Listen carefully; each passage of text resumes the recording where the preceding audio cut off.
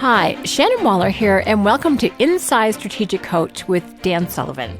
Dan, I'm excited because today we're going to talk about something that you have made a practice for years, and that is taking off 155 days a year from Strategic Coach and why it's good for the business. I think this is such an amazing concept that a lot of people go into a little bit of the shakes when they think of doing it for themselves.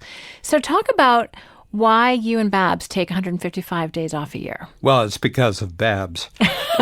That's easy.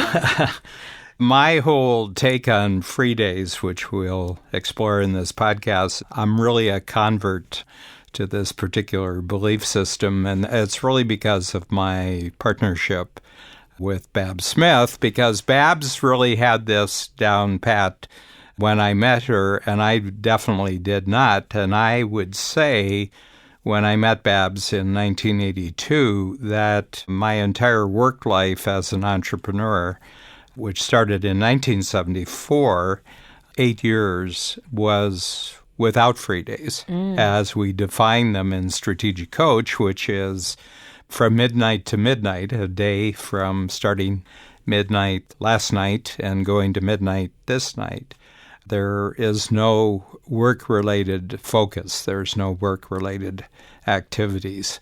So that would disqualify any checking computer, checking internet for any reason, no business-related reading, not doing business, and basically not thinking about business, but allowing yourself to explore all different kinds of life, which in my case has a lot to do with fiction. I read murder mysteries. I'm a very avid murder mystery, international thriller fiction reader, and also history. I really like history, a history of anything.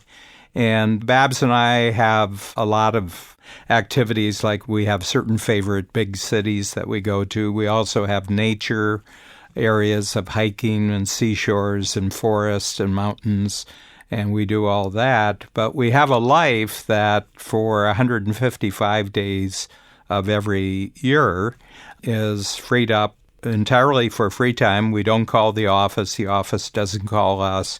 We don't do planning about what we're going to do when we go back to work. We just set ourselves free because we do have 210 days a year if you subtract 155 from 365, and that 210 days is to do the business, which allows us to have the free days.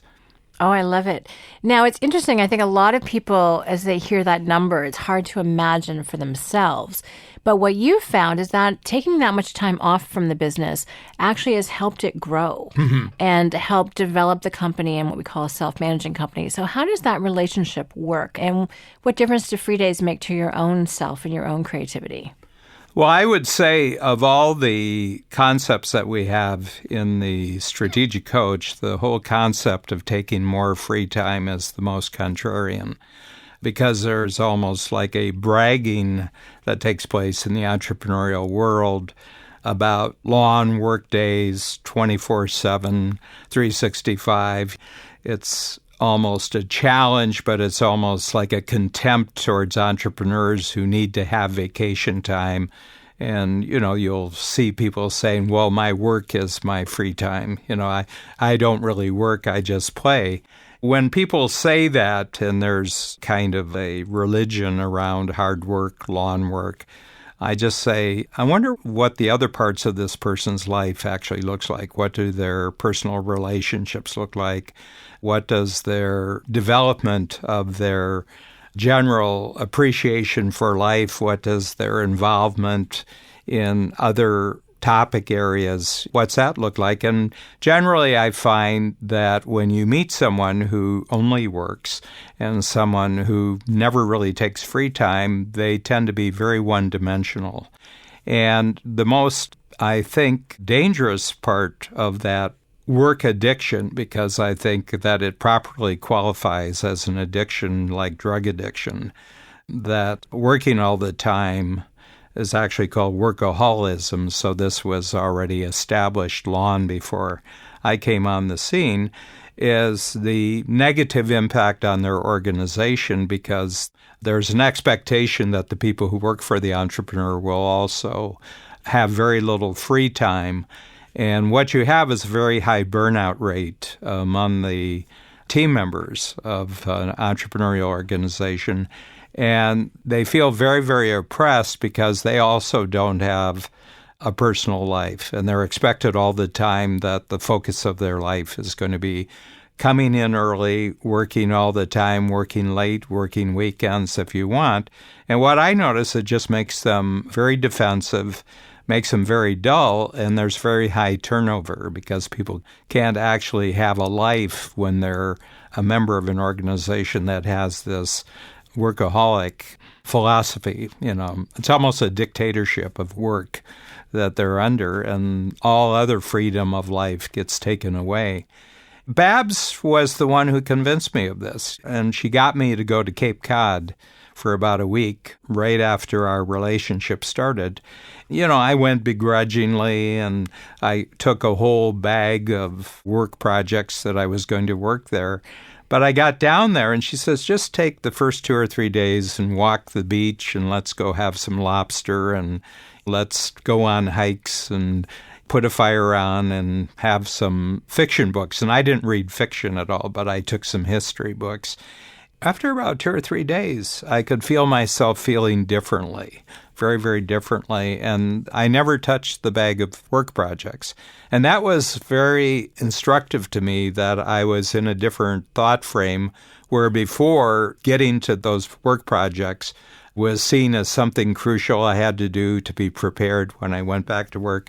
And after about 3 days, the whole notion that I was going to do a work project when I had a really beautiful environment and I was sleeping longer and we were just having such a great time. I was also aware that, from a danger standpoint, that Babs was sort of laying out one of the requirements if I was going to have a lifetime relationship with her, which I was very committed to, that Babs was a very central force in my life.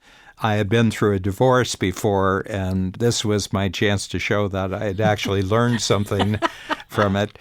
I came back convinced. It only took a week. Then I was very, very open. This is 1983, 84. It took a number of years before it entered into being an actual coaching concept, that you would actually do that. It really wasn't completely convincing to me until we started the workshop program. Up until then, I had just been a one-on-one coach, and we didn't have a lot of teamwork around me. But once we started the workshops and we started to see that, a team was needed for this, there was a lot of backstage to Strategic Coach. And I began to see that the team would grow when we weren't there. When Babs and I weren't there, and we made it known to the team who was working while we were on free days that they would have to make their own decisions. If there were emergencies, they would have to transform the situations and come up with a solution. This suddenly introduced me to a concept that you don't know how strong your team is until they can't phone you, until you're not phoning them, and they are essentially running the company. And much later, the whole concept of the self-managing company came out of that. And if we didn't have free days as the lever, we would have never come up with the concept of the self-managing company. And the other aspect about that was right from the beginning, even when we were very small, we had 2 or 3 team members. We established that in the very first year of working with us, they were going to get 6 weeks of free days, actual vacation time, which is unheard of in North America. In Europe, not so much, like in the UK. But the U.S. is probably the most intense work culture on the planet. And it's measured in work hours. I mean, if you measure any other country on the planet, total work hours against voluntary work hours, where people actually voluntarily want to work, that the U.S. is way out front. It is what it is. But when you create an entrepreneurial company, you get to create an experiment of your own. So we established this 6 weeks right from the beginning. Now, the interesting thing is that it's never more than 6 weeks. So I'm sitting across from you, and you're in your 27th year at Strategic Coach. It was 6 weeks the first year you were with us, and your 27th year. The question I had, because we're talking on the topic, how do you feel about the fact that someone in their very first year who just joined us gets the same amount of free time as you do in your 27th year? How do you feel about that? I actually love it because it means that I'm not working with people who are exhausted. I'm not working with people who are grumpy. I'm working with people who are rested, rejuvenated, and creative, which is what I want to be working with. And it's a different mindset that we have around free days, and that is that it's not something to be earned. It's not a reward for hanging around for a long time. It's simply part of how we work together. What I love about it is it means that people are cross-trained. Everyone knows how to do a multitude of different tasks. Everyone has their focus and their unique ability. But you get smart about organizing your activities so that you can be away, as opposed to just defaulting to just working longer. And in my previous career, I was a total workaholic. I think you and I have talked before, Dan, about when I first met my husband, he asked that well-known question, do you have a life? Because I had the highest billable hours in my company. And it's one of those questions that if it takes longer than 3 seconds to answer, the answer is no. And it took me longer than 3 seconds. So coming to Strategic Coach was such a shift because I had voluntarily worked, come in early and worked really late. So it actually forced me to become, frankly, a more interesting person because I realized I didn't have any hobbies, so I got some. And now I'm into traveling and just came back from San Francisco and went to Africa this summer and have a chance to expand what I'm interested in the world. And I work with other people who are interesting people. That's pretty fascinating. And our clients who struggle with this a ton, they are more interesting people when they actually take free days. And we actually attract some really amazing team members. One who just related a story over kind of a lunch and learn recently about why he was moving out of his company because they had exactly that culture that you talked about. And this one actually gave him a chance to work on his health and spend time with his wife and develop friendships and interests. And that was why he moved companies. I thought, aha, I love the fact that everyone in the first year they get here gets the same time off. It's not incentive, it's simply a way of working together. I would say that time is a very interesting psychological framework because it's everything, If you take anything that involves human beings, one of the major dimensions of anything they're doing is how is time looked at. What I tell entrepreneurs, I'll compare the way that I live 365 days a year and how you do it. And this is before they become committed to their own formula for how many days they're going to take off and the fact that those days are really free days. I said, I bet I can outwork you in 210 days where you're working 365 days. And not only that, but every year, my 210 days are more productive. I get more done every year because I start the year, I don't have 365 days. So if there's more to do, it can't take extra time. It has to be done with a better use of the 210 days that I had last year. This year, my 210 have to be more productive. So I have to constantly be looking at what makes sense, since I only have 210 days to get more done. What should I be doing and how should I be expanding the teamwork around me so that other people are systematically taking things off my plate and making them the area where they're even better than I am with these particular areas of activities.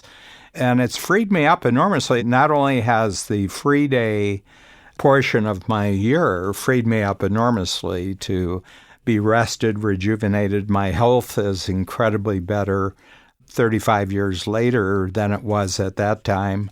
My mental capacities are much better. And part of the reason is because I'm thinking more powerfully about fewer things. I have 3 activities. I create new concepts. I create new thinking tools for Strategic Coach.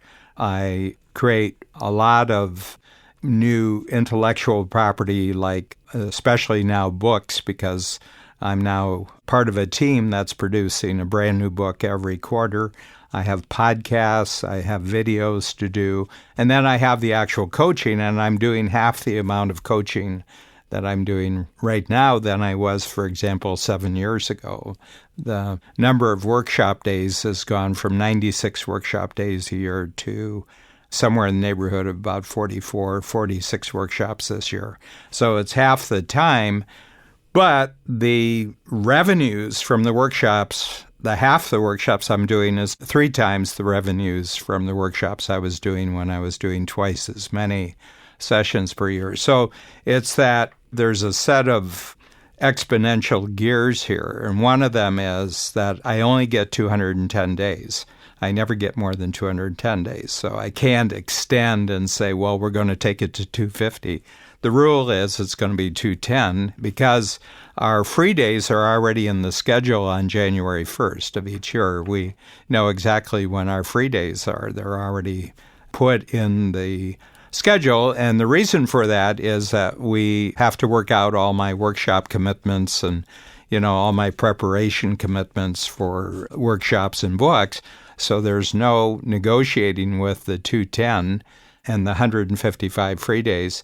And then we work continually to make the quality of the 155 days higher every year, that we're getting more rest, more rejuvenation, more recreation every year with 155 days. And then the 210 days, there's a confident emphasis on increased productivity, increased results, financial results, increased creativity, that the power of what's being produced has more and more impact every year.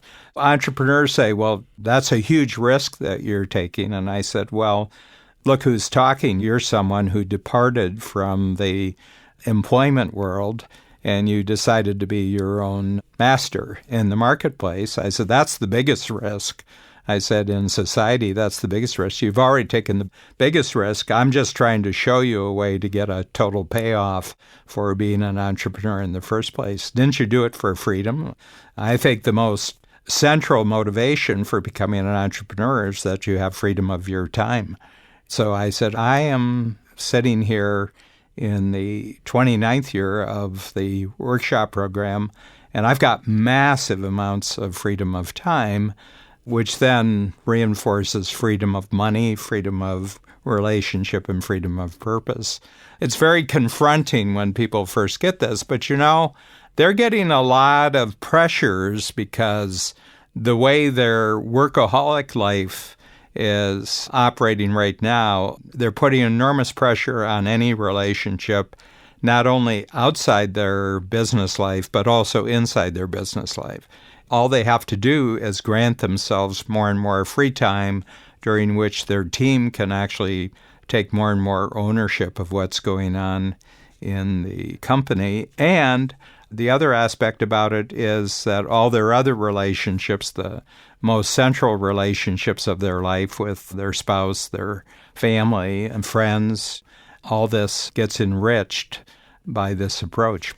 Dan, this is such a powerful conversation, and the impact of actually pre-scheduling those 155 days, if you look at their whole year of being 365 days, and carving that time off and actually looking at your work year as being those 210 days in your case, other people may have a different number, that is such a powerful focusing mechanism.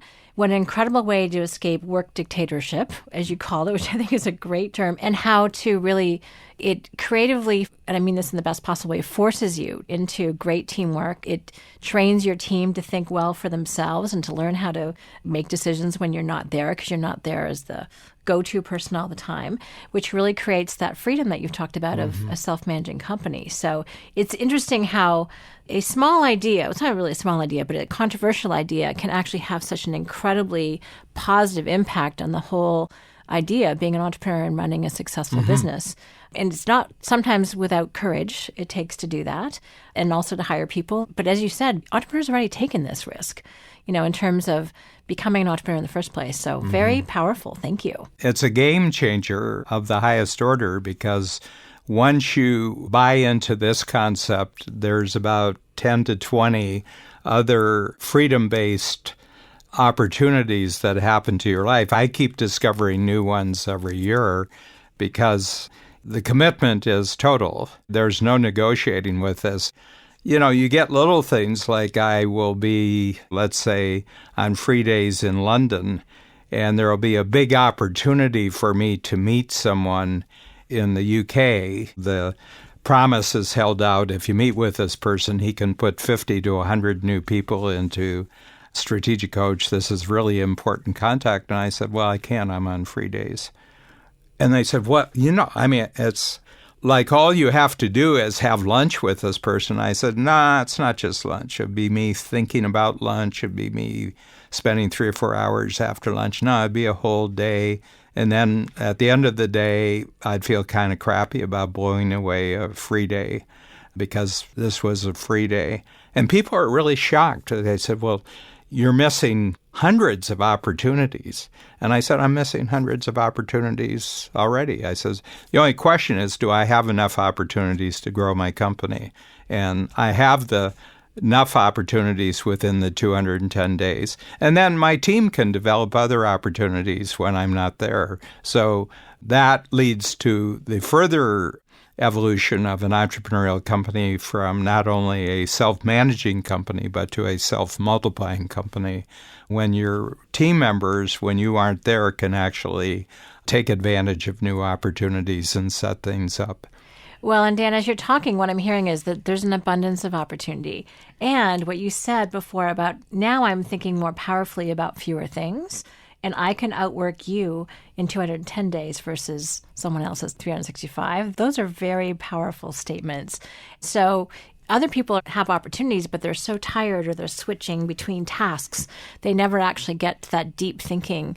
So you're going to maximize any opportunity that you do come across. And that's really the opportunity that Free Days provides. Yeah, and it's really, really interesting because I can take any one of my 210 days and match it up against your best one of your 365 days. And I can guarantee you I got more done in that day than you did. And I didn't do very much. Right. Okay, everyone, challenge accepted. This is great, Dan. Well, thank you very much. This is fascinating about how you can take so much time off and why it's good for the business, because I think everyone's afraid that it's not for the business. So I appreciate your insights to that. So everyone, thank you so much for listening. And if you want to hear some more great content, please go check us out at strategicpodcast.com.